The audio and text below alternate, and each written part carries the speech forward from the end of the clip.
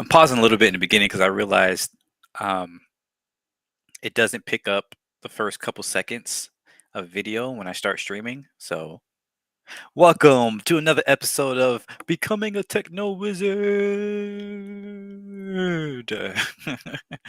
And today we're going to continue our series on reading about anarchy. I realized that I missed last week, I believe. So sorry about that. I left y'all in the lurch with part two on this section. This first part about who will protect us without police. We're talking about crime in an anarchic society. So I should have. That's what I meant to do. I was gonna go back and see exactly where I left off, but I'm pretty sure it was right after here. I'm pretty sure. Um, but yeah, we were just talking about yeah, the Oaxaca City, how these different places, despite having no police force, actually were more cohesive, right? They were more peaceful without the police there.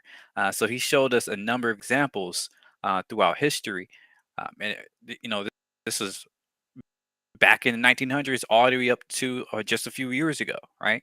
And even to this day, we can probably point to places like um I forgot the airport name, but there's places today that this happened to where people kicked out the police and people ended up being more peaceful and things like that. So it's a very interesting, very powerful, really, ideas there.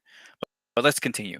After such attacks, the top owls would help take the wounded to first aid centers. The security volunteers also responded to common crime. If someone was being robbed or assaulted, the neighbors would raise the alarm and the neighborhood top owls would come. If the assailant was on drugs, he would be tied up in the central plaza for the night and the next day made to pick up garbage or perform another type of community service. That's hilarious. Different people had different ideas on what long-term solutions to institute. And as the rebellion in Oaxaca was politically very diverse, not all of these ideas were revolutionary. Some people wanted to hand robbers or assaulters over to the courts, though it was widely believed that the government released all lawbreakers and encouraged them to go back and commit more antisocial crimes. Just real quick, what's interesting too is that you can have you can have policing without police, right?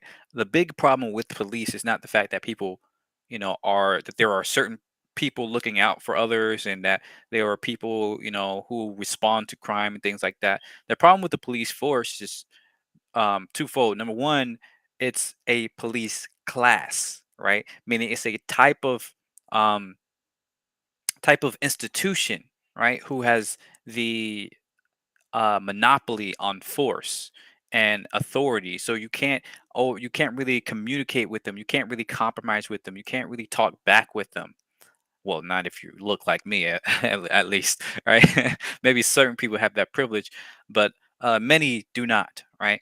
Um, and furthermore, because it is an institution, right? It is ripe with abuse, the abuse of that power. And when you have so much power to abuse, right, you end up killing people. You end up jailing innocent people. You end up being able to control what the legal system really looks like, right?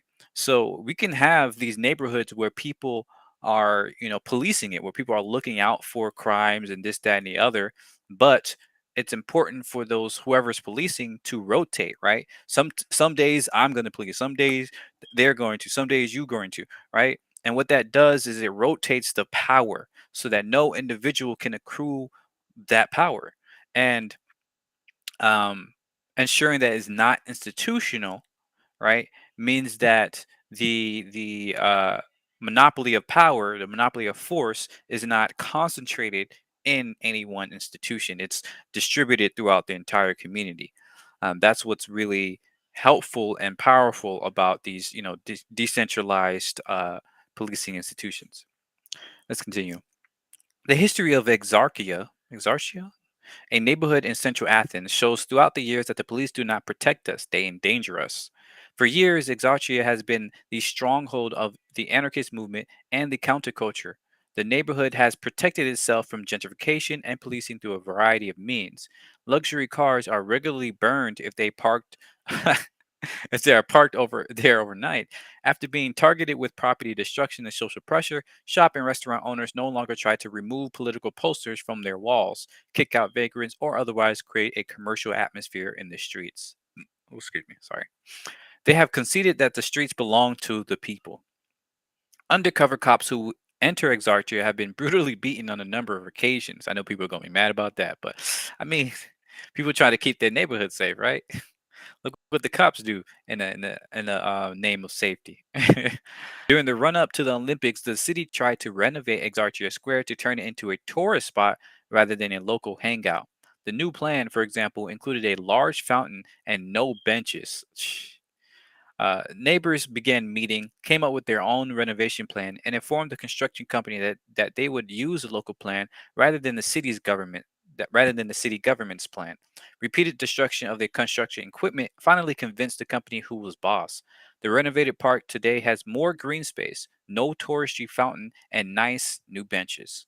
Yeah, that's something I've been thinking more and more about. It's like how can we, kind of discourage these companies, these organizations from destroying environments and destroying communities so that we can, focus on actually building walkable, sustainable, eco-friendly environments, right? We need to stop just letting it happen. Because it just destroys the whole get up there. Attacks against police in Exarchia are frequent, and armed riot police are always stationed nearby. Over the past years, police have gone back and forth between trying to occupy Exarchia by force or maintaining a guard around the borders of the neighborhood, with armed guards of riot cops constantly ready for an attack. At no point have the police been able to carry out normal policing activities. Police do not patrol the neighborhood on foot and rarely drive through. When they enter, they come prepared to fight and defend themselves. People say spray graffiti and put up posters in broad daylight. It is to a large extent a lawless zone, and people commit crimes with an astonishing frequency and openness. However, it is not a dangerous neighborhood. Interesting. The crimes of the choice are political or at least victimless, like smoking weed. It is safe to walk there alone at night unless you are a cop. People in the streets are relaxed and friendly, and personal property faces no great threat, with the exception of luxury cars and the like. The police are not welcome here, and they are not needed here. Oof, throwing bars, throwing shots right here. Ooh, buddy, I gotta look this up, but we have a lot to cover, so I won't search it up right now. And it is exactly in this situation that they demonstrate their true character. They are not an institution that responds to crime or social need. They are an institution that asserts social control. In past years, police tried to flood the area, and the anarchist movement in particular, with addictive drugs like heroin. Goodness, you see this? And this is sad because this is not even a conspiration. This is a fact. Like we have document proving that this is exactly what the police force does. Like it's not even a question anymore. And they have directly encouraged junkies to hang out in Exarchia Square. It was up to anarchists and other neighbors to defend themselves from these forms of police violence and stop the spread of addictive drugs. Unable to break the rebellious spirit of the neighborhood, police have resorted to more aggressive tactics, taking on the characteristics of a military occupation. And for what? Right? For what? On December 6, 2008, this approach produced its inevitable conclusion when two cops shot 15-year-old anarchist Alexis Grigoropoulos to death in the middle of Exarchia. Within a few hours, the counterattacks began, and for days, the police throughout Greece were pummeled with clubs, rocks, Molotov cocktails, and in a couple of incidents, gunfire. The liberated zones of Athens and other Greek cities are expanding, and the police are afraid to evict these new occupations because the people have proven themselves to be stronger. Currently, the media is waging a campaign of fear, increasing coverage of antisocial crime, and trying to conflate these crimes with the presence of autonomous areas. Crime is a tool of the state used to scare people, isolate people, and make government seem necessary. Ooh, that's a tweet right there. But government is nothing but a protection racket. The state is a mafia that has one control over society, and the law is the codification of everything they have stolen from us. Powerful, powerful stuff right here. Golly. The Rotuman are a traditionally stateless people who live on the island of Rotuma in the South Pacific north of Fiji. According to anthropologist Alan Howard, members of this sedentary society are socialized not to be violent. Cultural norms promote respectful and gentle behavior towards children. Physical punishment is extremely rare and almost never intended to actually hurt the misbehaving child.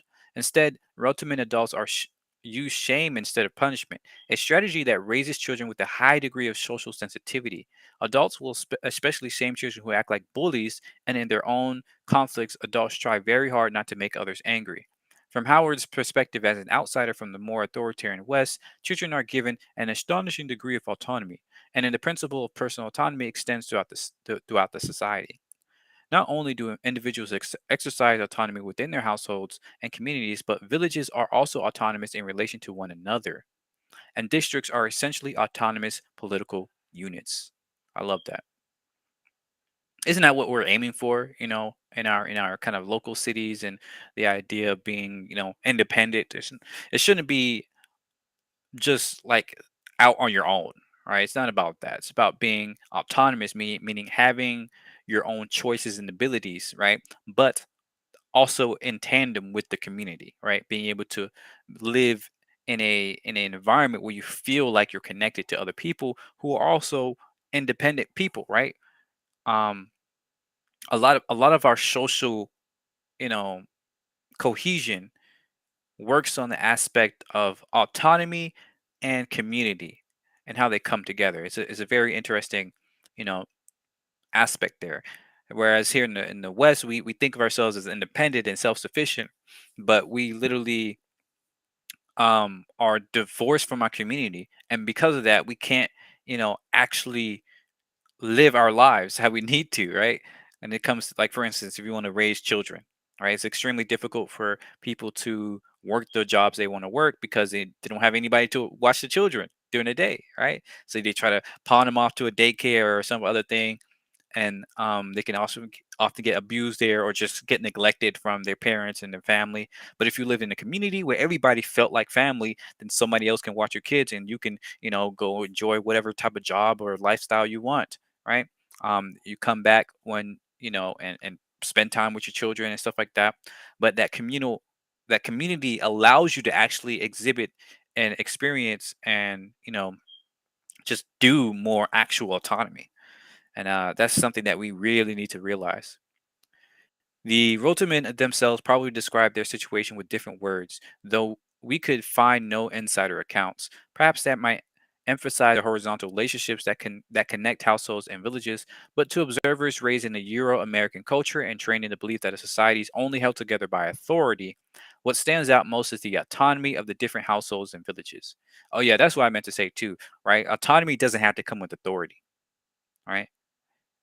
In fact, if you really want to have the most autonomy and independence, right, then you have to have less authority. You have to. You can't call yourself independent if you're submissive to some greater authority, whether that's the state, police, your company, things like that, right? Um, and it's a difference between leadership, right? You can always, follow somebody voluntarily who's a good leader, but their your livelihood does not depend on them, right? Your freedom does not depend on them. You follow them only because you actually believe in, whatever they believe in, not because you need them in order to make a living, or you need them in order to provide, quote unquote safety or whatever, right? Um, just goodness, yeah. Though the role to exist under an imposed government, they avoid contact with it and they avoid contact with the independence on it. It is probably no coincidence that the Rotterdam murder rate stands at the low level of 2.02 per 100,000 people per year, 3 times lower than in the US. Howard described the Rotterdam view of crime as being similar to that of many other stateless peoples, not as the violation of a code or statute, but as something causing harm or hurting social bonds. Accordingly, and that's such an important thing right here, right? Like we think of, like, what do you mean by crime? What do you mean by criminals? Today, we usually mean somebody that breaks the law, regardless of whether or not the law itself is wrong, right? But should it make more sense that violent person, that a criminal, is a person who actually hurts somebody else, right? Who actually, you know, does that thing rather than, smoking weed or driving too fast, things like that. Don't get me wrong, some of that can come with like driving too fast. Of course, it can, have a can come with consequences and lead to hurting somebody else. But what if you don't, right? What if you drive too fast all the time and you never hurt anybody? You're a good driver. You only ever drive on roads that have no pedestrians or things like that, right? Like it's a lot of these times our quote unquote laws and legal system, things like that, is set up to get people to care more about whatever's written down on the paper rather than the actual experience of life that we're living, the actual harms done from one person to another person. It's good things to keep in mind. Accordingly, mediation is important to solving disputes peacefully. Chiefs and sub-chiefs act as mediators, though distinguished elders may intervene in that role as well. Chiefs are not judges, and if they do not appear impartial, they will lose their followers. As households are free to switch between groups, that's another important thing here too, right? If you don't like a judge, too bad, right? You're stuck with whatever they say because they're supposed to be supposedly impartial. They're supposedly the mediators of this. But in one of these societies where authority is like is kind of amorphous, right? A chief does not hold ultimate authority. If people don't like him, they're not gonna follow you, right? They're gonna go off to another group where they find a chief or somebody, or whatever, that they actually respect and care about. And so in these societies, right, your reputation actually matters, right? You can't um pay off the law or whatever, right? You have to actually make sure that people think that you are reputable. And of course, it's not a perfect system. Of course, people can still, try to bribe others to try and get some reputation, but it becomes harder and harder to do that. And that's why you have all these other reverse dominance tactics to make it so that you don't have that authority for a long period of time. So there's no reason to go and try to bribe more and more people to bubble up your reputation, things like that. This is why this is all like a cohesive system of reverse dominance tactics and in an anarchic society. I know I'm going off on a lot of tangents here. Sorry. I think I was here. Yeah. The most important conflict resolution mechanism is a public apology. Mm. The public apology has great weight attached to it, depending on the seriousness of the offense. It may be accompanied by ritual peace offerings as well. Apologizing properly is honorable, while denying an apology is dishonorable. And that's so funny because nowadays we have this, idea of like, oh yeah, they apologize. People, say something bad or whatever, and they apologize to not get canceled or to whatever. But we in the West, right? We often see that these apologies are just surface level, right? They just might be written on Instagram, or you have the fake tears and things like the sad music, but like there's no ritual, there's no actual peace offerings, right? Like what are you actually doing to apologize, right? Um, and because of that, people don't really have that accountability for their apologies. They can just make the overages and say, "Yeah, I apologize." There it is, but there's no actual accountability in terms of the I guess the properness or the actual impact of that apology, and that's an important aspect that we need that's missing. Just maintain their standing and status in the group by being accountable. See what I say? Being sensitive to group opinion and resolving conflicts. If some people acted in a way that we might expect in a society based on police punishment, they would isolate themselves and thus limit their harmful influence. Nice. For 2 months in 1973, maximum security prisoners in Massachusetts showed that supposed criminals may be less responsible for the violence in our society than their guards. Whew. After the prison massacre at Attica in 1971, focused national attention on the dramatic failure of the prison system to correct or rehabilitate people convicted of crimes. The governor of Massachusetts appointed a reformist commissioner to the Department of Corrections. Meanwhile, the inmates of Walpole State Prison had formed a prisoners' union. Their goals included protecting themselves from the guards, blocking the attempts of prison administrators to institute behavioral modification programs, and um, organizing prisoners programs for education, empowerment, and healing. They sought more visitation rights, work or volunteer assignments outside the prison, and the ability to earn money to send to their families. All wholesome stuff, right? Like, s- uh, yeah, think about something when the prisoners try to unionize for better treatment. Like, what's going on here? And it's not. Look, none of it here says, says reducing their crime time, right? None of this says, oh, less, right? They want just more, like, more ability to help, right? To do assignments, do volunteer, see the people that they care about, be able to send them money. Their families aren't struggling. It's is this really hard stuff? Is goodness. Ultimately, they hope to end recidivism, ex prisoners getting convicted again and returning to prison, and to abolish the prison system itself. Beautiful. Black prisoners had formed a Black Power education and cultural group to create unity and counter the racism of the white majority, and this proved instrumental in the formation of the Union in the face of repression from guards. First of all, they had to end the race war between the prisoners, a war that was encouraged by the guards. Oh, excuse me.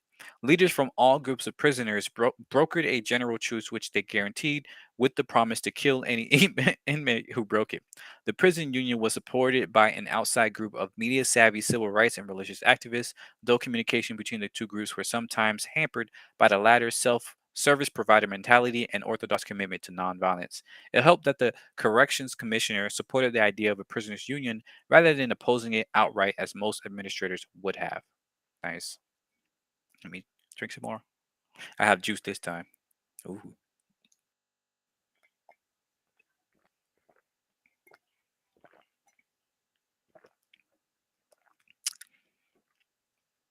nice treat. Early on in the life of Walpole Prisoners Union, the prison superintendent attempted to divide the prisoners by putting the prison under an arbitrary lockdown just as the black prisoners were preparing their Kwanzaa celebration. The right prisoners had already had their Christmas celebrations undisturbed, and the black prisoners had spent all day cooking, eagerly anticipating their family visits. In an amazing display of solidarity, all the prisoners went on strike, refusing to work or leave their cells. For 3 months, they suffered beating, solitary confinement, starvation, denial of medical care, addiction to tranquilizers handed out by the guards. Wow. And disgusting conditions as excrement and refuse piled up in and around their cells. Goodness. But the prisoners refused to be broken or divided. Eventually, the state had to negotiate. They were running out of the license plates Walpole prisoners normally produce, and they were getting bad press over the crisis. Oh, goodness. The prisoners won their first demand. The prison superintendent was forced to resign. Quickly, they won additional demands for expanded visiting rights, furlough, self-organized programs, review and release of those in segregation, and civil observers inside the prison. In exchange, they cleaned up the prison and brought what the guards never had: peace. In protest of their loss of control, the guards walked off the job. They thought this act would prove how necessary they were, but embarrassingly for them, it had the exact opposite effect. Ain't that beautiful? Ain't that a thing right there? That's so funny. For 2 months, the prisoners ran the prison themselves. For much of that time, the guards were not present within the cell blocks, though state police controlled the prison perimeter to prevent escapes. Civilian observers were inside the prison 24 hours a day, but they were trained not to intervene. Their role was to document the situation, talk with prisoners, and prevent violence from guards who sometimes entered the prison. One observer recounted, the atmosphere was so relaxed, not at all what I expected. I find that my own thinking has been so conditioned by society and the media. These men are not animals.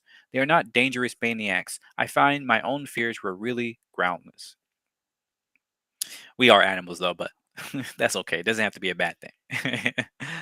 But yeah, it's so crazy when the authoritarians leave and everything is just fine and dandy. Another observer insisted it is imperative that none of the personnel formerly in Block 9, a segregation block, ever return. It's worth paying them to retire. The guards are the security problem. Mm. Walpole had been one of the most violent prisons in the country, but while the prisoners were in control, recidivism dropped dramatically and murders and rapes fell to zero. Hmm.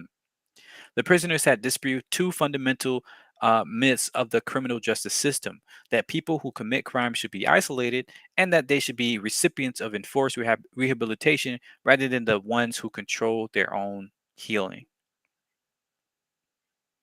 Beautiful stuff right there. This makes you think. I hope it makes you think.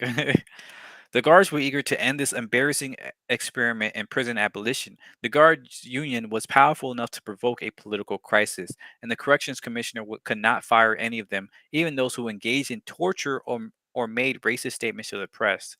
To keep his job, the commissioner had to bring the guards back into the prison, and he eventually sold out the prisoners.